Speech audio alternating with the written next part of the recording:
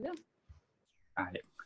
Hi, everybody. Welcome back to In Pursuit of Our Roots. We'd love for you to join on this journey of knowledge we're going on by reading the pages with us. We post the pages on our Instagram stories before we go through it. The book we read is Freedom on My Mind, A History of African Americans by Deborah Gray White, Mia Bay, Waldo E. Martin Jr. We are on Spotify, YouTube, and Instagram at In Pursuit of Our Roots. All right. Hey, guys. So we're going to be starting today chapter 2, part 3, which is the end of chapter 2. And we're going to be starting with frontiers and forced labor. So the book gets into between 1717 and 1731. Thousands of slaves were imported into the Mississippi Valley, which is Louisiana. And then Spanish Florida in 1565 took a less ambitious approach by permitting slavery, but never established plantations. They were more concerned about like military outposts, since other empires like the English, which were up north, and trying to defend like the Spanish coast of Florida. So the Spanish permitted like free Black communities in return of like runaways from like the British colonies, like helping them build military posts and like defending the post. So I want to ask you, Jackson, when I kind of read this, like we've kind of like read a little bit about the Spanish and how they brought over Blacks and how they like forced them into slavery more, um, not like in America, but more in like South America where they did it.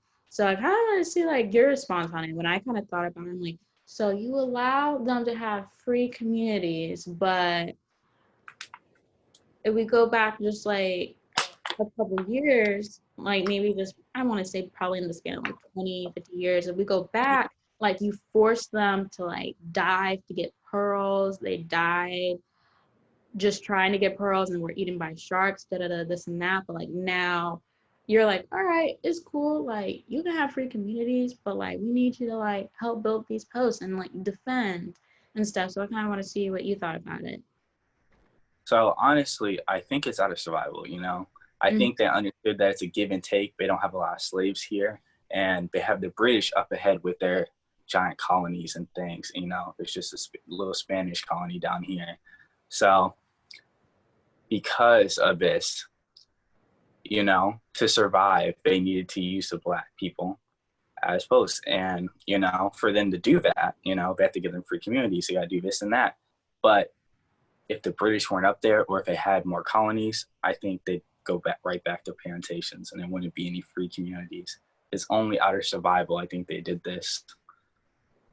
Yeah, same. Mm-hmm. So the book goes on and it goes to talk about Georgia, which was founded in Georgia. 1732 by the British, New World Colony. So Georgia initially prohibited slavery mainly because Georgia was a buffer state between like Florida and like the rest of like the New England colonies. So they prohibited slaves until they allowed slaves until 1750 because like slaves would like run away from their masters and they would like go down to Spanish Florida and they would help defend the frontier of like Spanish Florida against like the British. So like they prohibited because they're like, hey, like if we bring slaves, they're gonna run away, they're gonna go join the enemy. So Mm-hmm.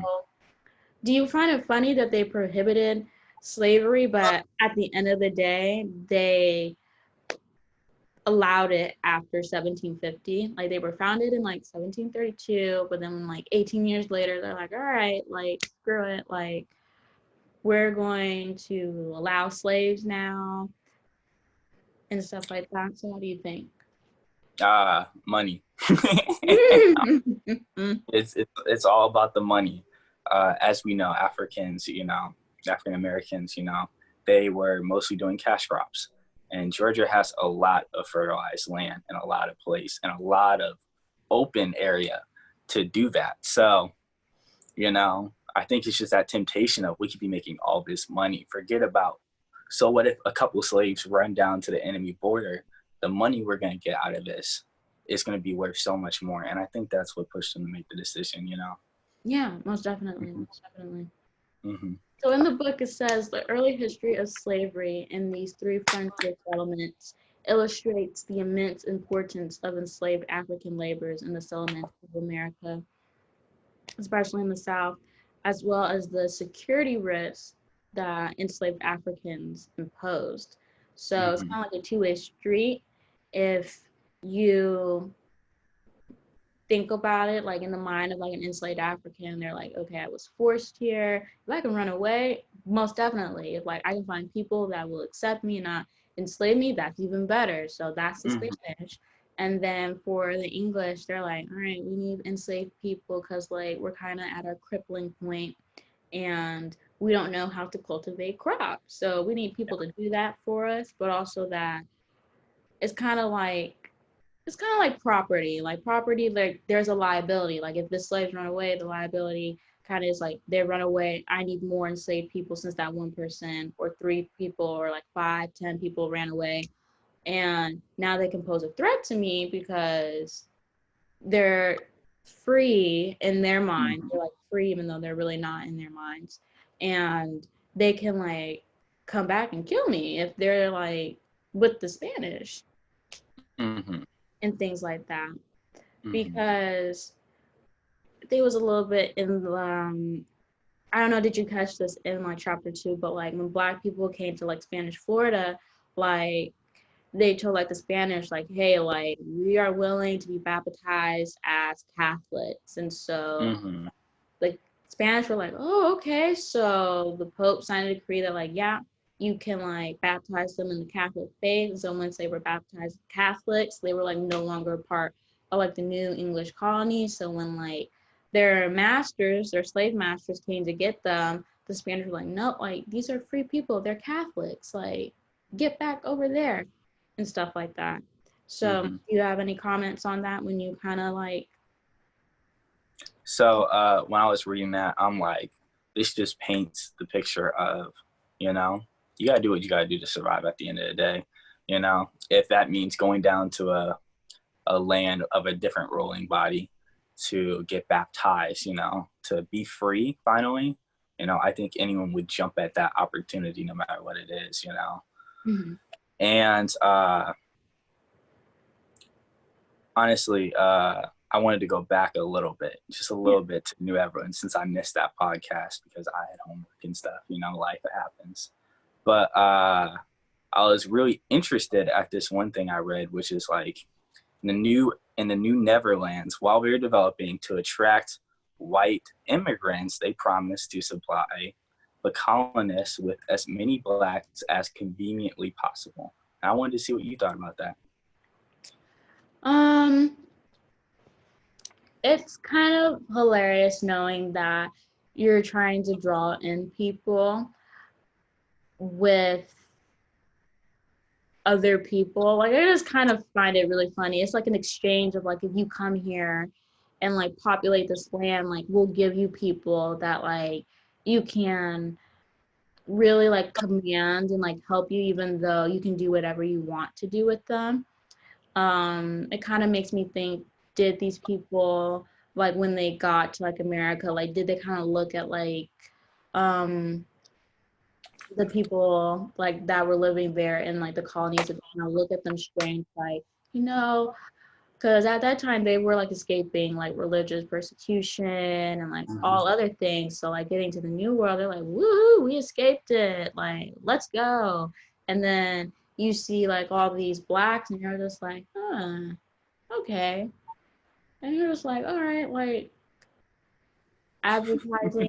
It's just, it's overall just sickening to think It about is a it, that they advertised people just in the sense that they just advertised the black. average human lives for Yeah, sale, human basically. life. You know, It's you like can have them. It's like, it's like advertising like a toy or like a commercial mm-hmm, that you see. Like if you get this like toy, you can get like mm-hmm, half off the other one to get like a better deal or anything. But it's sickening to think about that you mm-hmm. really do reduce a human life just to like an advertisement, even when, but their lives are just as important as yours. So I find it really sickening to think about. Exactly. You know, I wrote some quotes down. You know, property tax on slaves, Mm, Negroes at moderate prices, And, we go back to the cattle reference. They looked at us as cattle. They looked at us as property. And we had a tax on us. Human lives had a tax on them, They were slaves at discounts, like we're at J.C. Penney's. It really does show how they view us, I It's think sick. about it like a child, like going up to like their mother, like an enslaved child that doesn't know what's going on, but like they just casually say to their mother because they just don't know. They're like, "Mom, like how much am I? Like how much am I worth?" And they get like a little bit excited, just a little bit, just to think about that, even though they have no idea what's going on with them. But like the mom does, and the mom's like, "Don't say that. Like you are worth more than gold and da da this and that." It's just sickening to think that maybe that's sometimes what we're going through people's mind, like how much like am I, like Mm-hmm. that installing of a person's worth Just knowing really you can be paid for, really, really does. And just knowing that they were kind of like instilling that in us of like, hey, like you're worth like anything at any given Mm-hmm. price. It kind of like goes down through the generations of like how African Americans feel a little bit on how much they are worth as Mm-hmm. like people, because it's been instilled in us that like we're worth nothing, like we're just property that can be bought off and like sold and not given like a second thought about Mm-hmm. it. More of like it's more of like the green than it is of the person. Exactly. You're totally right about that. Because in the Black community, as you know, we have a problem with self-identifying with ourselves, self-love, really, appreciating our skin color, what we look like, our smile and our differences, and loving ourselves. And I think that all stems from these past traumas that have been passed down from generations. Most Mm-hmm. definitely.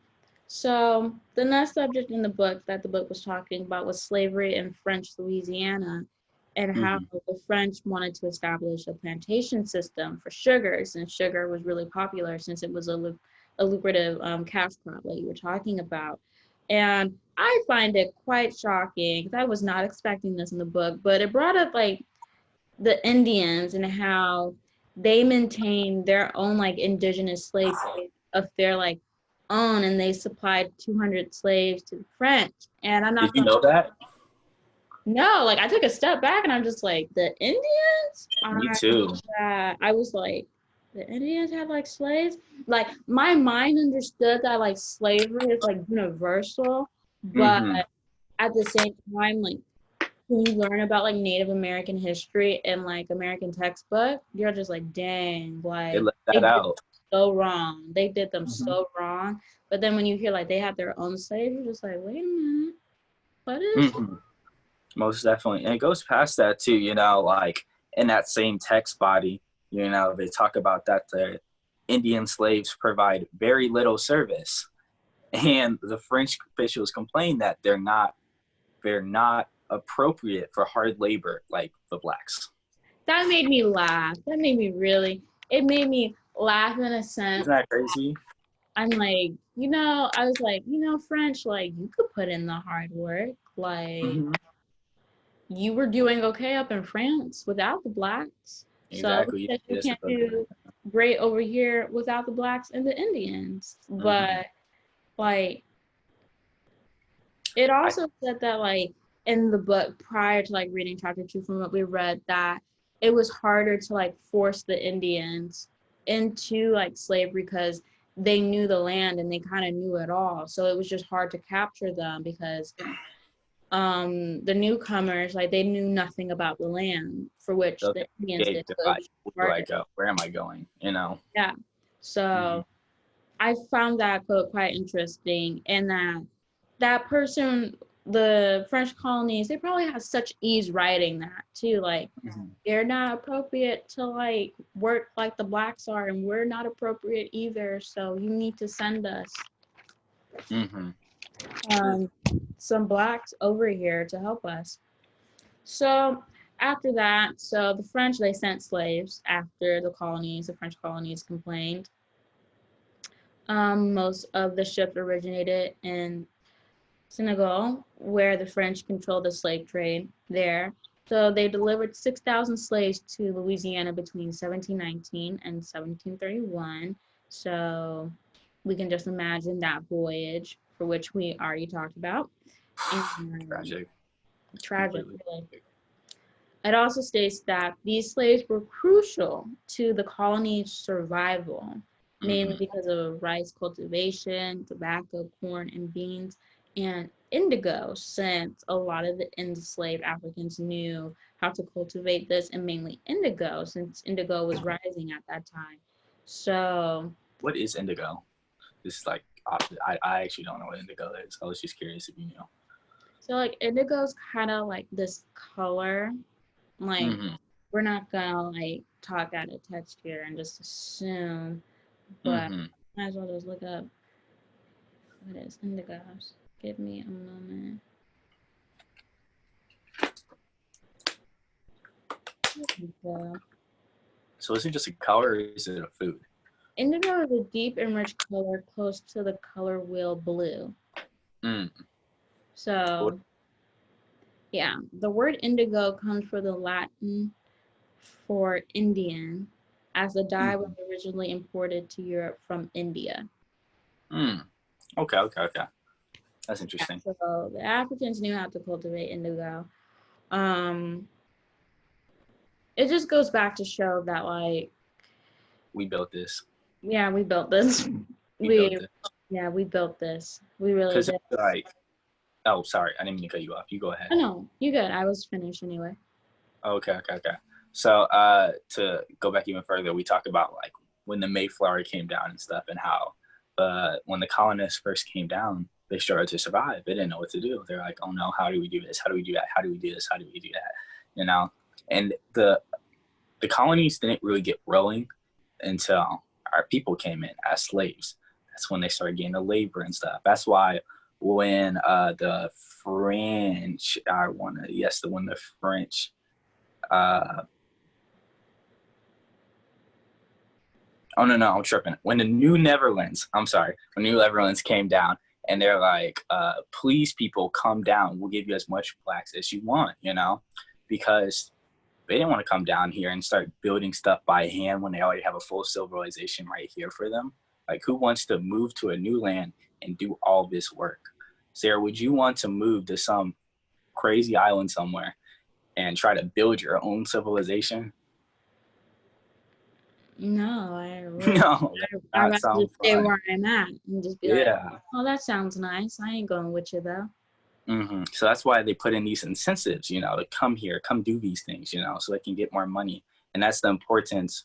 And that really lies where without our people, these things wouldn't have gotten rolling. These things wouldn't have been as successful as they were. Without us, there wouldn't be, I just say there wouldn't be in America, to be honest. Oh, no, I wouldn't. The book goes on to go, sadly, that despite the success of the colonies because of slaves and the cash crops, that Louisiana was not secure. Nearly one-third of Africans died. The remainder was hard to control. Um, it also goes on to talk about Code New York or Black Code, and it was issued in 1685 for use throughout France Empire. Under the code, slaves who ran away were 3 times subject to capital punishment. Mm. So how do you kind of like feel about that? Like they ran away and they were subjugated to punishment. I mean, that's what we were taught in school, like if a slave runs away, might as well a dead man if they get caught. So hearing that it wasn't surprising, but it is kind of like sickening to know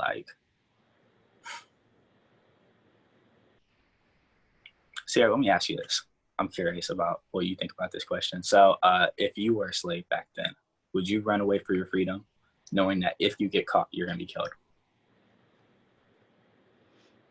I would, because I would think it's really not a win-win situation. It's really a lose-lose situation. Lose, In all lose it. honesty, Mm-hmm. if I was a slave, it's really that one, like the first option would be like, okay, if I'm a slave and I'm a woman, I'm gonna be like working for people in the field, and also I have no rights really, Mm.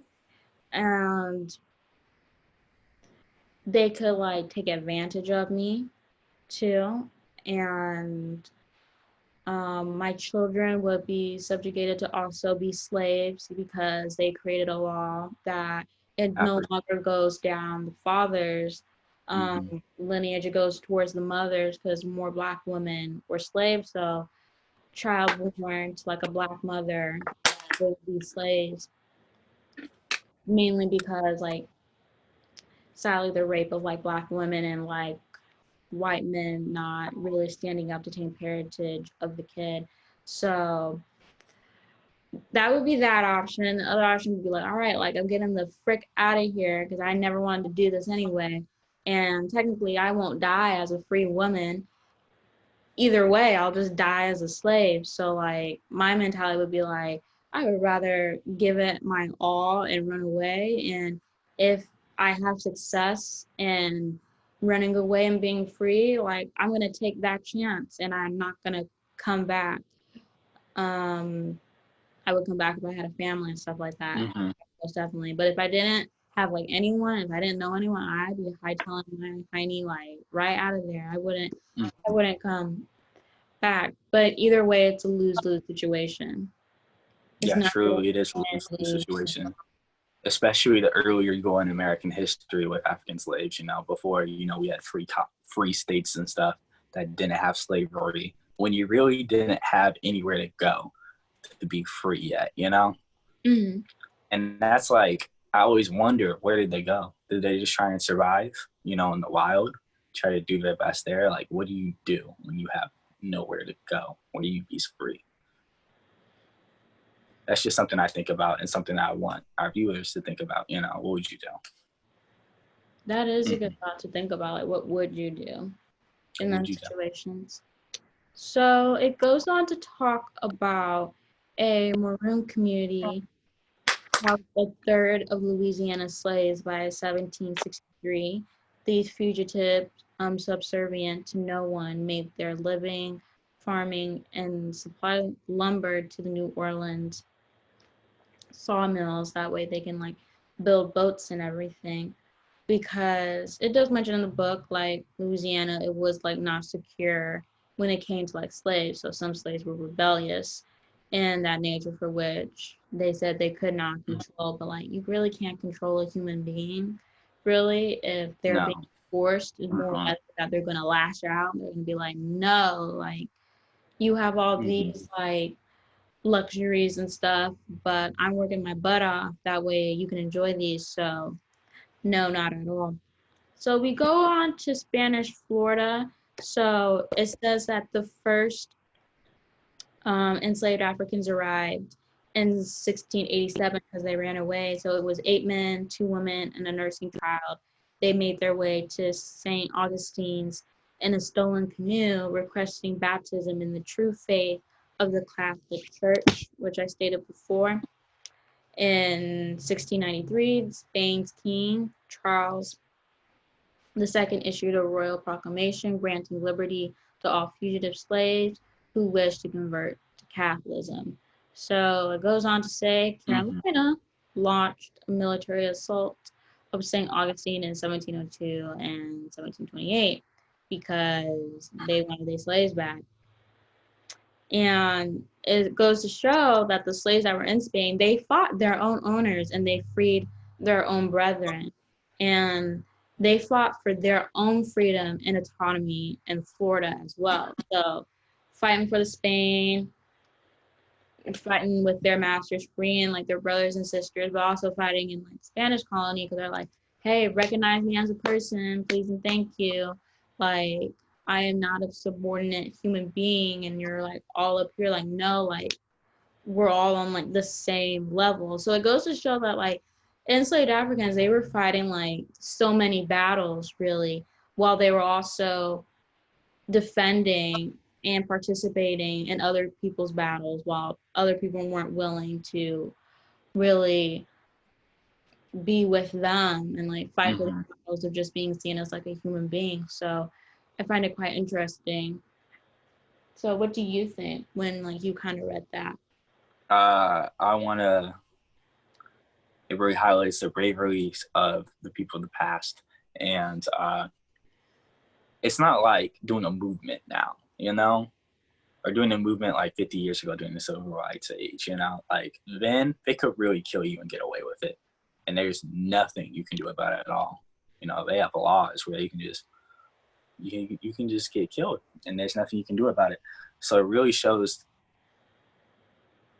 their commitment, to freeing people and trying to help help the community out and raise us up. I believe that most definitely. So kind of like my favorite part in the book, just a little bit. The Just a next, little bit. just a little bit, is slavery and servitude in early Georgia. So Georgia was founded by British trustees who envisioned a colony population by lower class whites. So they had indentured servants welcomed. There was a ban on slavery, but that didn't last long because few supported it. Um, Heck, indentured servants left to South Carolina because they're like, we're not doing this. So they just like left. But I found it, why I like this a little bit is because it brings in the Salzburgs who held from the Catholic Principality of Salzburg, Austria, which expelled its population in 1731. And they're like, it states in the book that it was like 300 German speaking. So these were like Mm-hmm. German speaking people. And what they said was that what they were talking about was that it was impossible and dangerous for white people to plant, manufacture any rice, being a work only for Negroes. Mm-hmm.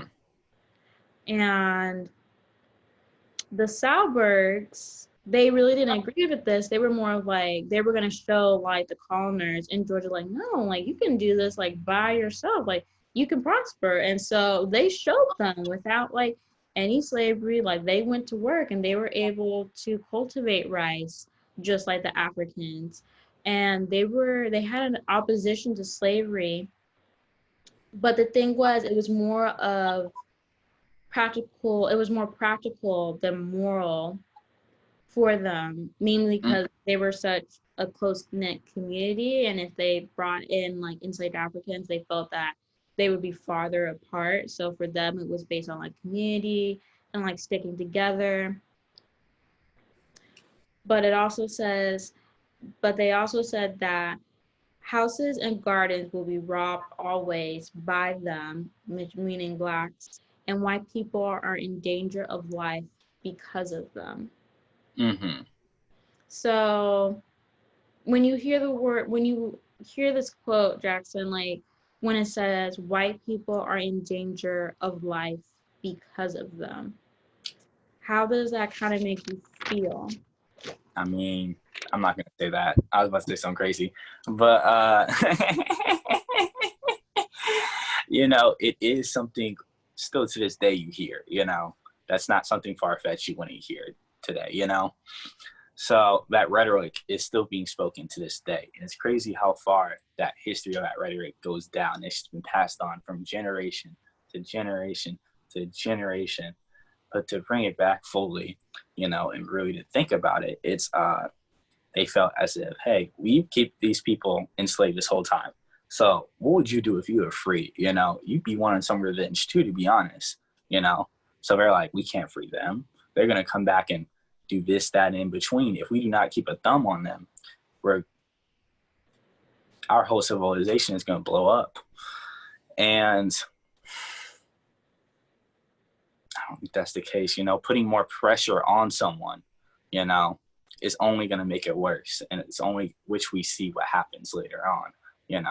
Putting more pressure on these people is what's going to make them act out, not instead of, relaxing, getting rid of laws, being more compassionate and understanding. Mm-hmm. It's messed up. it It really is. goes to show like they feared us, but at the same time, it's like, how can you fear something that you so desperately need to survive because you weren't able to make it on your own? And Mhm. so you had to bring a group of people who had to travel across the Atlantic. Some died, some got Most, sick, some tried to commit suicide, some survived and were traumatized by this, and they come over to literally be forced into this work, and they build and they cultivate, and they economically make you prosper, and you get the monetary from it, and these people don't, but at the same time, like, you fear them. Like, it's like a mhm, thing is like you fear a person that you desperately need because you couldn't survive on your own. And like it states it in the book, like they were like at their crippling point until like mhm, the enslaved Africans came. So I just find it funny, like how you can just fear for your life, but in general, like you were like killing them just so you could flourish in a sense, if that makes sense. mhm. Like I just don't Most get it. point. I agree with that completely. Good point. So the Stono Rebellion, so the slave uprising. This So is my part. it was in 1739 near the Santo River in St. Paul Parish, South Carolina. 20 whites died. 40 African Americans died. It was 60 strong in the whole entire group. So if 40 African Americans died, so that means 20 were left. It was September 9th. 20 African Americans broke into a store that sold guns and ammunition. They killed the shopkeepers, and it was more of what they did. They were walking down like paths, but anyone who got in their way, like anyone, like they would kill. And the book Mhm, mentions that they killed whites and they burned down their homes and they killed entire families. Um, I can't really stand behind them when it comes to killing families because mhm, there are children involved and children do not know any better. They really are innocent. So I really can't stand behind killing entire families. Killing in general is just not the way to go in general. Nope. I don't so don't get any ideas of like, oh, she's saying families, but she's behind if they like kill other people. Like, no, like killing Mm-mm. not the way to go at all. Um, but I think if you are put in these people's shoes, they probably think that that was the only option at the time to Mhm. kill the whites because a lot of their brothers and sisters have been killed by them just Generation. hmm just for them to economically prosper off their backs. So Mhm. I really can't say what was going through their mind and what they've gone through because none of us have gone through what they have gone through all the way back then. So I really cannot say what was going through their mind. Um, So I wanted to kind of get your take on Jackson on like what you thought about it overall, because the book does Oh. say that like they were stopped by a patrol of like white armed men, and Mhm. the rest of the 20 men out of that 60 strong African Americans, like they were found and they were like hung, and Killed without they trial. yeah, they were put on trial. And it said somewhere in the book, I don't know if it was specifically with this, that they wanted to make an example to the Mhm. other slaves through them. So it was in, I forget what part of the book it was, but like they dismembered them and they put their heads on like pitchforks, and Oh. they let their bodies and like pieces of their bodies, like a foot or like an arm or leg or like their heads cut off, to show to others that like, don't do this, like do not rebel, or like this is what's going to happen to you. So Mm. I wanted to see what you thought about it. So to start off, I do not support murder in any way. Let me get that out of the way. So when I say this is my favorite part, excuse me, uh, it's more because I find this very interesting. As I was talking about before, the more pressure you put on people, the more cause you give them to act out. So I think that's kind of what happened here. As you put pressure on them to keep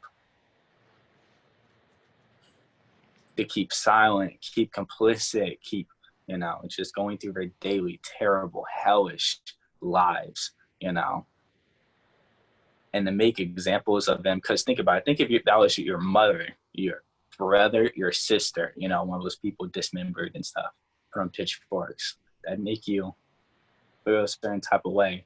So there is some understanding about the place they're coming from, where this anger comes from, and you were talking earlier, we made a connection to like get out what they're trying to get at, but this is what I want to reiterate the point that I made earlier, that putting pressure, putting fear in people is never the way. You're only giving them more ammunition. So when they do act out, it's only going to be worse, as we've seen with the recent BML movement and stuff, it's because of all the pressure put on us that we act out in certain ways, why you saw rioting and things, just the pure anger out of the people because you kept us oppressed in silence for so long. And, this is the only way to get your attention now because you didn't want to listen every other way. And this is just, to me, another example of that, and that's why I think love and compassion is the true way to go. Preach on that. All right. Mm-hmm. So South Carolina in 1740, they passed the Negro Act, which was designed to keep slaves in due subjugation and obedience, and underscored that whites were free to kill rebellious slaves without trial. So I kind of like how the book states it, because it says slaves had constant surveillance by empowering all whites to police slaves' movements. So I like how the book uses the word police slave movements, because it kind of goes strongly into what's going on today on why we know why the police exist. Mm-hmm. Slave catching. That's when it started. And the book also says that all whites were authorized to investigate and whip slaves caught without a pass, because they couldn't get off the plantation if they did not have a pass, or like a letter written by the master saying like this slave can like walk off the plantation. And they could lawfully kill any slave who physically resisted interrogation or punishment. And when I read that line, my mind immediately just snapped to like all the police shooting involving black being able to get like away with it for free. like black men, the aggressiveness dealt with black men and even black women. And it's vividly explained in like the book on how this is all starting with policing black people, like enslaved Africans, and the policing, how it's like starting, because in their mind they're thinking enslaved Africans, they're a threat, they're dangerous, we need to keep like a leash on them, so we're going to start policing them.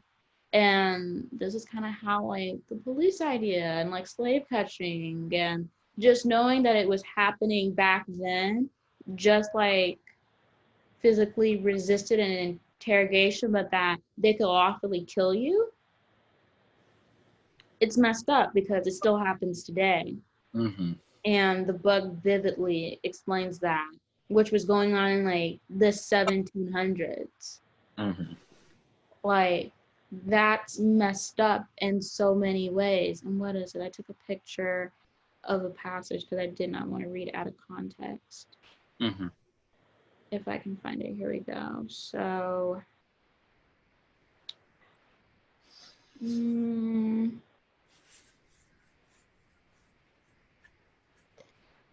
where is it?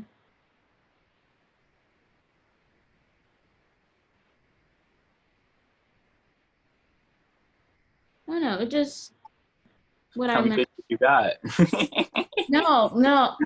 I was gonna say something because it was at the end of the book, but I kind of already said it. But it's just confirming what I said before about um how after the Santos Slave Rebellion, it's just confirming. So like this did happen in the Santos Slave Rebellion. After that, um, it just goes specifically that Virginia planters in 1710, before the Santo Rebellion, they hanged and quartered and um, decapitated 2 slaves who had conspired to revolt. The planters divided the miscreant corpse over several counties to ensure that their body parts were on display in all of the most public places, reserving the head of one rebel for exhibition in the colony's capital. Their goal was to inspire such a terror in the other Negroes, as well as will keep them from forming such designs for the future. So that was a little bit before the Santo Rebellion, on how they really brought fear in Hmm. African Americans in doing that. But going back to the Negro Act, how do you think about it? Because it kind of had my blood boiling, because just the words police slave movement, and like physical resistance and interrogation, and how they could lawfully kill them. So, They can't just lawfully kill them now, but they kill them back so then. to give this, what was I trying to say? Okay. So, just so everyone knows, just to make this clear, they didn't need any evidence of this. All I had to say, I was trying to give him punishment, but he ran away. So I got my gun and dead Negro. That's it. And then it's over, you know. Even with the 20 being killed after their whole entire raid, they had no trial, you know. This is not, they were just executed just like that. And they put it in law so that white masters could just execute their slaves, to keep them under their control and to make sure they stay in fear. Because now that they've seen that Black people are willing and are mentally strained enough to where they are willing to do such actions like they did before, now they're in fear. Now they're really scared, because like there's like going back, I think like towards the end of slavery, there's like 300,000 slaves. You know, that's terrifying to a white population. There's barely 1 million people there in the colony as a whole. That's a scary population to be angry, you know? Oh my goodness, like I just had like a whole entire like revelation while you were just like talking, because you just like helped it like piece my like brain together, like how you Mm-hmm. were saying that this person, that they were resisting punishment, so they ran. So like I pull out my gun and like I shot them, for which was lawfully. It kind of resembles what goes on today. They're kind of like parallel, like the excuses really, Mm-hmm. like they resisted, or they could say like I felt endangered because they I thought found we it were injured. dangerous. And that's resembled today, like I thought they were going to kill me, they were going towards me, when that's not really the case. And that could really be the case in the slave situation in the 1700s when the Negro Act was passed, is that they weren't resisting, but the white people, they felt like they were in danger, so they shot them. Now, some Mm-hmm. people back in that day, they probably just wanted to kill just to kill. Mm-hmm. You Today, know, if I had a problematic slave they wanted to get rid of, here's a good excuse now to do it.